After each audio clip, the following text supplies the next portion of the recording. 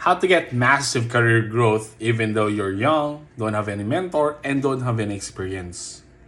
Take the job even if it's not yours. Pag ginawa mo isang bagay na hindi mo gusto at pinilit lang sa'yo, magkakaroon ka ng moment that you're going to be in high in stress.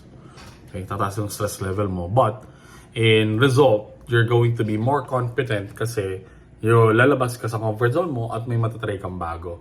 And after mo matapos yung trabahong yon, believe me, you're going to have the best fulfillment in terms of your career in life.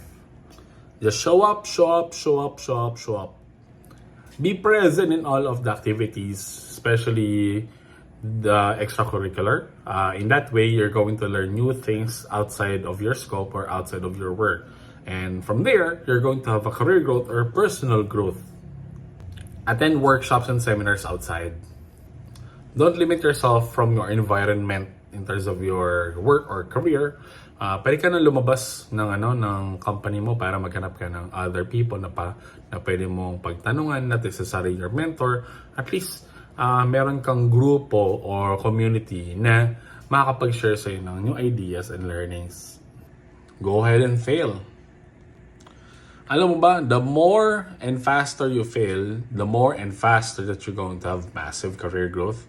So, once na nagkamali ka, it's on you, definitely. Pero, importantly, you're going to learn from your mistakes. And from there, dyan ka mas magle-level up. Kasi once na okay ka at hindi ka nakakaramdam ng challenge, stagnant ka na, hindi ka na talaga mag-grow.